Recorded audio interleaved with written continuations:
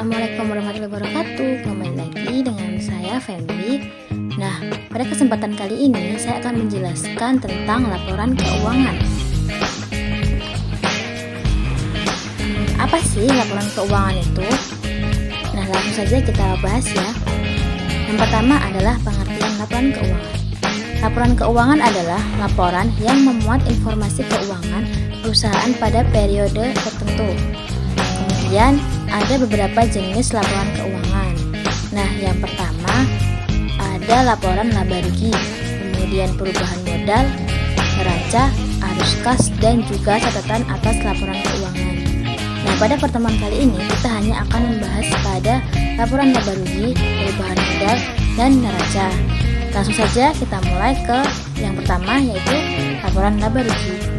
Laporan laba rugi adalah laporan yang menyajikan informasi mengenai pendapatan dan beban untuk satu periode tertentu.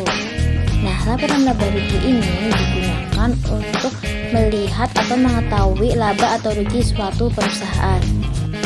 Nah, ada dua bentuk laporan laba rugi. Yang pertama adalah single step, yaitu laporan laba rugi yang disusun dengan menggabungkan seluruh pos pendapatan dalam satu kelompok dan juga seluruh beban dalam satu kelompok.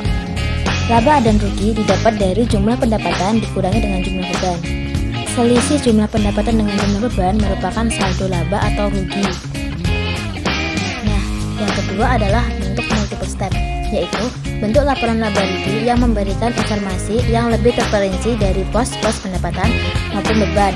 Jadi, pos pendapatan dibedakan menjadi pendapatan operasi dan pendapatan di luar operasi. Kemudian, beban juga dibedakan menjadi beban operasi dan beban di luar operasi. Nah, untuk mengetahui perusahaan mengalami laba atau rugi, caranya sama dengan cara laporan laba rugi bentuk single step, yaitu mengurangkan pendapatan dan juga dengan beban. Nah, setelah laba rugi, kita masuk ke laporan perubahan modal. Laporan perubahan modal adalah laporan yang menunjukkan sebab-sebab adanya perubahan modal dari modal awal hingga modal akhir. Nah, berikut ini adalah bentuk laporan perubahan modal. Laporan perubahan modal terdiri dari modal awal, kemudian laba atau rugi, kemudian pengambilan rival. Nanti akan ketemu dengan modal akhir dari perusahaan tersebut. Nah, laporan selanjutnya adalah laporan neraca, yaitu laporan keuangan yang menyajikan jumlah aset, kewajiban atau utang, dan ekuitas atau modal perusahaan pada periode tertentu. Nah, ada dua bentuk juga laporan neraca. Yang pertama adalah stafel. Bentuk stafel ini disusun secara vertikal, di mana harta pada bagian atas dan utang dengan modal bagian bawah.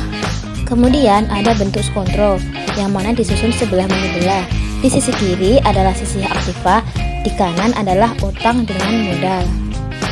Nah, itu tadi merupakan penjelasan singkat tentang laporan keuangan sederhana di suatu perusahaan. Untuk laporan arus kas dan catatan atas laporan keuangan akan kita bahas di video selanjutnya.